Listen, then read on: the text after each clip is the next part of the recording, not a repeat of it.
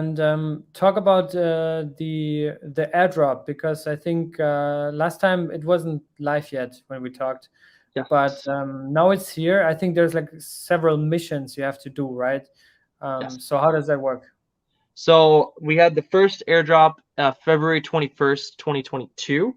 And then the second airdrop came in October, which was when the bonds product launched. There was an additional 10% unlocked.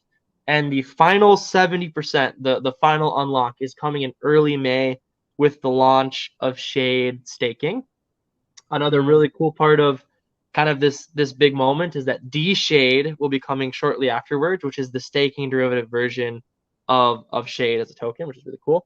And yeah, for anyone that, if you're an Atom Whale or an OG Luna Whale pre-collapse, if you staked, you were staking from November 7th of 2021 to December 13th of 2021, you're still eligible for the Shade airdrop. And our community has jokingly said it's the longest airdrop in human history. Like, it really has been very slow to unlock. So we're excited to finally get the final 70% out in May, and it's just been how the building has unfolded, and excited to get that out to the community.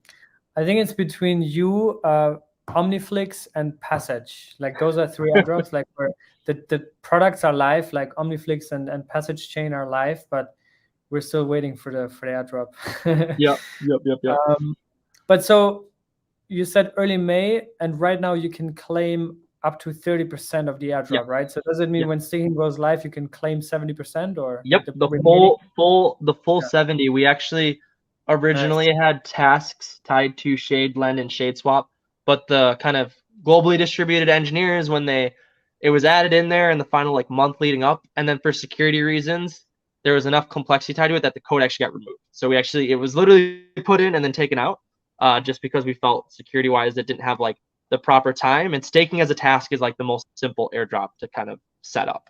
So that is what the final 70% was tied to, and it was literally a security decision. We really wanted to get it out there, but soon, very, very soon. But how does staking work on Shade, right? Because Shade is not its own chain, right? It's built on secret. So how does staking work there?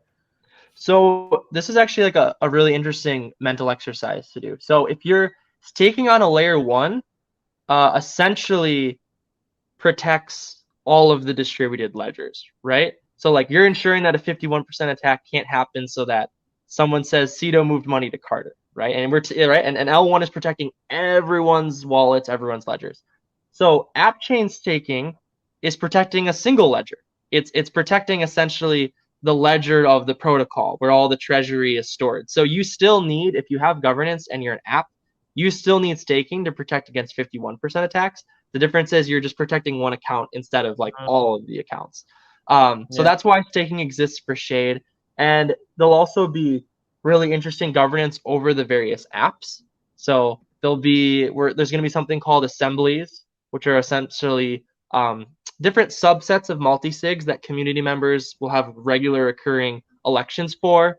And then these individual assemblies will be able to essentially manage all the different DeFi primitives as they emerge. And we're trying to find like kind of a middle ground solution between someone going on chain and asking for $10 and $100 million worth of value needs to vote on it. It's like, well, that doesn't seem super reasonable, right? Like, we need to be able to find some sort of kind of representative democracy across the different app primitives in a way that's efficiently able to manage the DAO. And then the third piece is Shade Tokenomics is going to be unveiled in May. So in terms of fee streams to the DAO, it actually becomes very meaningful right now. There's interest fees, there's liquidation fees, there's borrowing fees, there's trading fees, which are actively being collected right now back to the DAO. Stake Secret, as a staking derivative launched by Shade, is also accruing fees back to the DAO. And then protocol-owned liquidity, we're earning trading fees on that. Protocol-owned staking, we're earning staking fees from securing Osmosis, securing the Cosmos Hub. So all these different fee streams are accruing back to the DAO, and the tokenomics is going to unveil what are the powerful mechanisms that are going to be put into place to create, positive feedback loops for Shade holders. And something we're very excited about with Shade X, which I mentioned earlier, is this concept which we call closing the loop. We believe that most standalone DeFi primitives are going to really struggle to find sustainability. But if you can daisy chain together public goods, all pointing back to the same token, you can essentially improve UI UX, improve kind of the shared liquidity across all the primitives, and finally actually achieve zero emission sustainability. But you have to have all these public goods working together.